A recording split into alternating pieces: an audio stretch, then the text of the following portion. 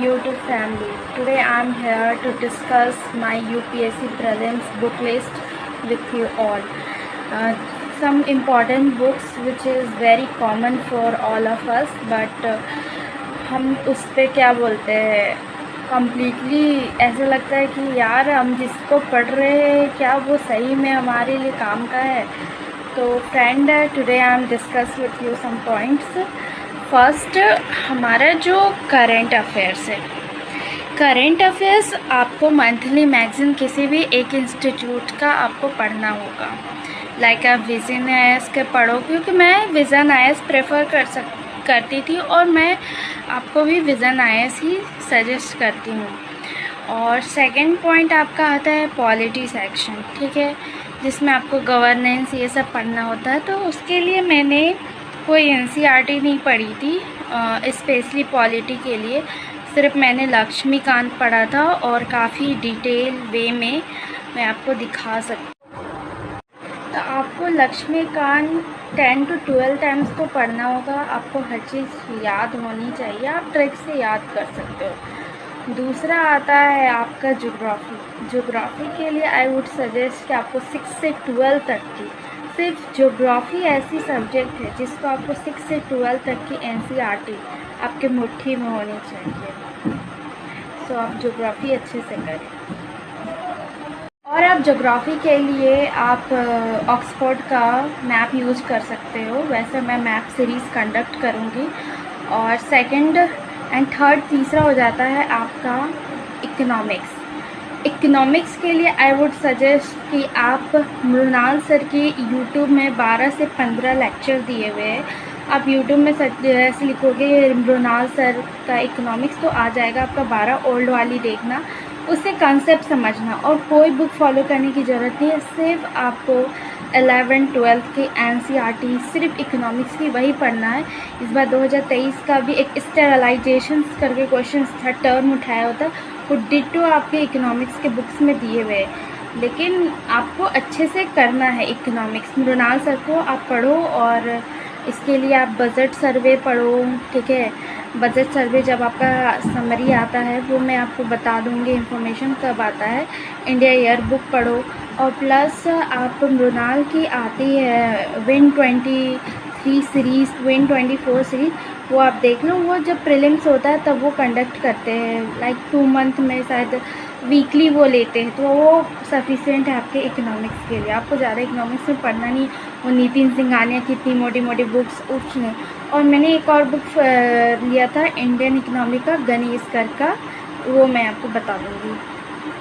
Economics के लिए शंकर गणेश का पब्लिकेशन चूज़ किया, वो काफ़ी अच्छा है वन टाइम रिवीजन के लिए. नाउ हमारा मोस्ट इम्पॉर्टेंट सब्जेक्ट हिस्ट्री, जो आज के टाइम में बहुत ही ज़्यादा इम्पॉर्टेंट रोल प्ले कर रहा है, स्पेशली एंशिएंट एंड मेडिवल. तो आप, मैंने तमिलनाडु पढ़ा, एनसीईआरटी पढ़ा, बट आई वुड सजेस्ट कि आप ज़्यादा एनसीईआरटी 11-12 के देखिए, जिसमें मैपिंग, स्पेशली आप मैप्स देखिए. वो मैंने नहीं देखा था क्योंकि इतना डिटेलिंग में पढ़ना संभव नहीं होता है. वो मैप्स में वो लोकेशन दिए रहेंगे, धौली, जगौड़ा, तो ये सब कहाँ है, तो वो सब आपको देखना पड़ेगा थोड़ा डिटेलिंग में. इससे आप वहाँ पे एग्ज़ाम में आइडिया लगा सकते हो कि हाँ ये 12 के एनसीईआरटी से आया था, एंशिएंट से. और मैंने तमिलनाडु का भी पढ़ा, बट मुझे नहीं लगता तमिलनाडु इज़ मोर सफिशिएंट, क्योंकि वो साउथ का है, तो वो साउथ की चीज़ों को ज़्यादा वो इवैल्यूएट करता है. तो हमें एनसीईआरटी पे ही रिलाई करना चाहिए. और आप जो नितिन सिंघानिया की आर्ट एंड कल्चर है, इस पे वो भी पढ़ सकते हो. और करंट पे ध्यान दो. और 11-12 का तो करना ही पड़ेगा. और अगर आपको मन कर रहा था ये एंशिएंट का पढ़ने का, मैंने तो स्पेशली नोट्स से पढ़ा था एंशिएंट और एनसीईआरटी से बस. हाँ, और मॉडर्न के लिए आपको स्पेक्ट्रम पढ़ने पड़ेंगे. मॉडर्न में आप स्पेक्ट्रम तो पढ़ोगे ही, साथ में आप एनसीईआरटी भी पढ़ लेना. मतलब 6, 7, 8 की एनसीईआरटी पढ़ना आप, और 11-12 की आप पढ़ना है हिस्ट्री के स्पेशली. 8 में तो आपका मॉडर्न ही दिया हुआ है. और एक बात, आप लूसेंट पढ़ना. लूसेंट काफ़ी इंपॉर्टेंट है स्पेशली हिस्ट्री के लिए. आप जो टर्मोलॉजी वो चुन चुन के पूछता है, नाम क्या है, तो इट्स अ कॉइन, तो वो सब टर्म आपको वो मिल जाएंगे लूसेंट में, बट ये सियोरिटी नहीं है कि उसी से पूछे जाएंगे, क्योंकि ये सब वास्ट सिलेबस है और इसी में बच्चे क्रैक नहीं कर पाते हैं, तो इसीलिए ऐसा हो जाता है। साइंस एंड टेक की बात है तो मैंने डॉक्टर सिविन का क्लास ज्वाइन किया था, तो उन्होंने काफ़ी अच्छा साइंस एंड टेक डिटेलिंग में पढ़ाया था। मैं अपना कभी फुर्सत में नोट्स शेयर करूँगी कैसे उन्होंने बायोटेक्नोलॉजी, नैनो टेक्नोलॉजी ये सब पढ़ाया था, और कैसे बायोलॉजी के लास्ट के 4 चैप्टर। और आपको शंकर IAS में इन्वायरमेंट आप पढ़ो, लेकिन शंकर IAS पढ़ो बट उसकी स्टार्टिंग पार्ट पढ़ो, ठीक है, जो ecology, ecosystem, web chain, webs ये सब जो रहता है, पिरामिड, ये सब पढ़ो, वो सब कंसेप्ट आपको जानना चाहिए। ऐसे तो मैंने विजन IAS के नोट्स पढ़े थे शंकर इन्वायरमेंट के लिए, वो काफ़ी मेरे लिए रेलिवेंट रहा। और क्या था मैं आपको बताती हूँ।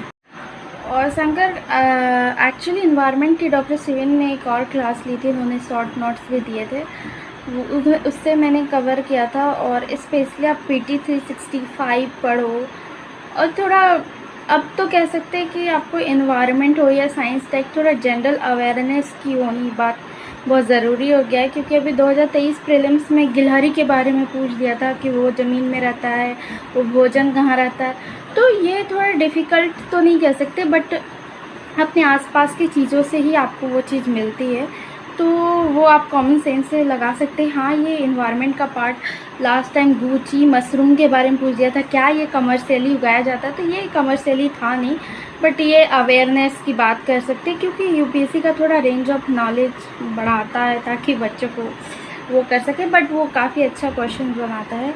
और इन्वायरमेंट के लिए आप शंकर IAS पढ़ो, ठीक है, और थोड़ा दिमाग ओपन रखो कि क्या हो रहा है इंडिया में, क्या चीज़, ऐसे यूट्यूब में देखा करो कुछ, मतलब इतना नहीं कि उसी में रिलाई कर जाओ, जो तो किस्मत में क्वेश्चन आना होगा तो आएगा ही, बट आप थोड़ा बहुत इंटरेस्टिंग पार्ट कुछ हिमालयंस, असमीज़, क्योंकि ये फोकस कर रहे हैं नॉर्थ ईस्ट के कुछ प्लांट्स से, हिमालय, उत्तराखंड, तो मे भी अगर आप शंकर IAS ही पढ़ो। और अगर आपको विजन IAS का मटेरियल मिल जा रहा है दिल्ली में तो वो पढ़ो, और नहीं भी मिल रहा है तो आप शंकर IAS पढ़ो, it's okay. And science and tech के लिए बायोलॉजी बुक पढ़ो अच्छे से, और थोड़ा जनरल अवेयरनेस रखो चीज़ों को लेके, और PYQ देखो बार बार कि इनके क्वेश्चन आ कहाँ रहे, ठीक है। यही थी आपकी टोटल UPSC प्रीलिम्स की बुक लिस्ट।